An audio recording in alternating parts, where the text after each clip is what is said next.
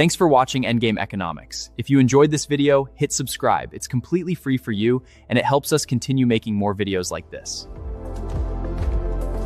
Welcome to This Explainer. Today, we're unpacking a wild economic story. We're looking at the systemic, decades-long forces that completely transformed New Zealand. This is a story about a place that went from being literally one of the richest nations on Earth into an economy that's now actively struggling with massive brain drain and crumbling infrastructure.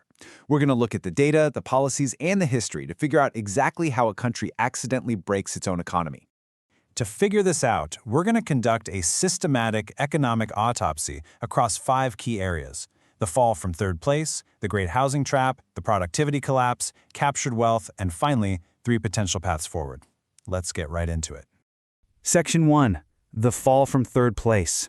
We have to start with the baseline, because honestly, where New Zealand started was just incredible. Understanding this starting line is absolutely crucial to grasping the sheer scale of what happened next. Picture this. Back in the 1950s, New Zealand was in this agricultural golden age. They were pumping out the butter, meat, and wool that a recovering post-war Europe desperately needed. Because of this, they boasted the 3rd highest GDP per capita on the planet. A single working-class income could comfortably buy a 4-bedroom house. But fast forward to 2026, and that wealth has just evaporated. The country has tumbled all the way down to 37th place globally. And that housing market? A median home in Auckland now costs 10 to 11 times a nurse's annual income. No way you're buying a 4-bedroom house on one working-class salary today. So what happened to that comfortable old model? Well, it got torn apart by 2 massive macroeconomic shocks. In 1973, Britain joined the European Economic Community, which basically wiped out New Zealand's guaranteed export market almost overnight, right as the global oil crisis hit. The economy went into a total tailspin. This culminated in 1984 with a desperate, radical policy shift known as Rogernomics. The country rapidly deregulated, and the whole structure of the economy shifted away from making things, like manufacturing and farming, to owning things, becoming heavily concentrated in finance and real estate. Which brings us to Section 2. The Great Housing Trap, a literal feedback loop from hell. That subtle pivot to owning things birthed the massive, economy-consuming housing addiction we see today. Look at the sheer, surreal scale of this asset bubble. It all happened over a single generation, a 250% rise in real house prices since 1998. That is almost 4 times the average increase across other developed nations in the OECD. We're talking about a country with vast amounts of land and just 5 million people, somehow producing the worst housing affordability crisis in the developed world. Now, this didn't happen by magic. It was a perfect storm of policy. First, you had restrictive zoning laws, specifically the Resource Management Act, which made it incredibly complicated to actually get permission to build anything. Second, you had the central bank printing money and dropping interest rates during the pandemic, pouring absolute gasoline on demand. And third, maybe most importantly, you have a tax system with 0 capital gains tax and no land tax. The government basically told the entire population, hey, buy houses instead of investing in businesses, because housing profits are entirely tax-free. And here is where the trap snaps shut. It creates a vicious cycle. Banks make easy money lending against housing, which pushes prices up even further. Because all the capital in the country is chasing those tax-free housing gains, it completely starves productive business investments. Nobody is funding the factories, the software, or the tech. As a result, the innovation that a growing economy desperately needs is choked off, and national productivity just stalls out. That takes us right into Section 3, productivity collapse and the Kiwi exodus. Because when an entire country plays landlord to itself for decades, the invisible damage beneath the surface is a severe productivity paradox. On paper, New Zealand has everything it needs to succeed: strong rule of law, stable institutions, low corruption, yet real GDP per capita is 30% below the top half of the OECD. Worse still, the economy has actually been contracting on a per capita basis for 9 of the last 12 quarters. Because of this chronic lack of business investment, the average citizen is literally $1,593 poorer today than they were just 2 years ago in real terms. And you know what happens when the economy stops growing? People leave.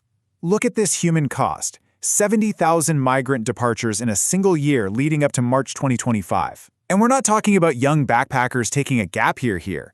There is a massive spike in the 30 to 49 demographic. These are skilled professionals, your doctors, nurses, engineers, in their prime earning years, making a calculated adult decision to pack up their families, sell their homes, and leave for good. The gravitational pull is purely mathematical. Right next door, Australia offers a frictionless labor market where a New Zealander can land on Tuesday and start working on Wednesday. And the exact same job, it pays about 30% more. When you combine 30% higher wages and lower unemployment over there, with shrinking real wages and astronomical housing costs back home, moving becomes less of a choice and more of a financial necessity. Moving to Section 4, Captured Wealth and Crumbling Infrastructure. If the citizens are getting poorer, we really need to look at who holds the leverage and where the money is actually going. Well, the answer lies heavily in the financial sector. A staggering 90% of all mortgages in New Zealand are controlled by just 4 foreign-owned banks, headquartered in Australia. Think about that. It creates a massive vulnerability. If a major global crisis ever hits, the ultimate decisions about capital and protection won't be made locally in Wellington, they'll be made over in Sydney. And these 4 institutions are making a killing. They extracted an incredible $6.5 billion in profit in 2024 alone. To put that into perspective, that is more profit than the rest of New Zealand's top 200 largest companies combined. They extract upper quartile global profits from a trapped, uncompetitive market. They effectively operate as giant mortgage origination machines, sucking wealth out of the country, while productive small business lending is treated like a little hobby on the side. And then there's the Reserve Bank. As one analyst perfectly noted, the Reserve Bank essentially spent the pandemic helping homeowners become millionaires on paper, then spent the next 3 years making sure those same homeowners couldn't actually afford their mortgages. This monetary whiplash, printing billions to drive up housing, then violently hiking interest rates to fight inflation, it doubled or tripled mortgage payments for regular families. It also resulted in an estimated $10.5 billion taxpayer loss simply from the central bank's bond buying program going underwater. But alongside this financial squeeze is a literal breakdown of the physical country. Economists have a term for this: intergenerational theft. It's driven by a political culture across all parties that consistently prefers short-term operational savings and tax cuts over the long-term capital investment actually required to keep a country running. The numbers here are sobering. There's an estimated $200 billion infrastructure deficit. It would take $1 trillion over 30 years just to catch up to OECD standards. We are literally talking about a modern, developed capital city like Wellington relying on 100-year-old drinking water pipes that frequently burst, while hospitals and schools sit in disrepair. Closing this massive infrastructure gap could independently lift the nation's GDP by 0.8%, but right now, the money simply isn't there to fix the Victorian-era pipes or the pothole-ridden highways.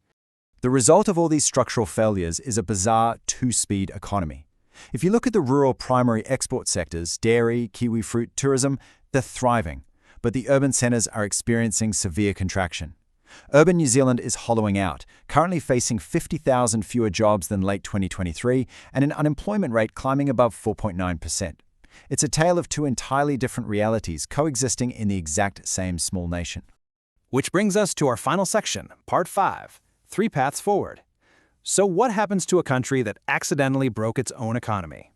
Economists outline 3 potential futures here. Path 1 is the slow Australian drift. Basically, a quiet, comfortable slide down the global wealth rankings, where the country just becomes an older, poorer lifestyle destination. Path 2 is a genuine reset, where politicians finally find the courage to implement painful but necessary reforms, like capital gains taxes and aggressive infrastructure spending. And Path 3 is the forced pivot, a rapid, desperate restructure forced upon the country by a sudden external economic shock. To wrap up this explainer, I want to leave you with this final thought. A country's economy is ultimately just the sum of the decisions made by its people. So if you are a young, skilled professional looking at stagnant wages, unaffordable housing, crumbling infrastructure, and a 30% pay bump waiting just a short flight away, which path would you choose? Because the answer to that exact question is what will determine New Zealand's future. Thanks for learning with me today.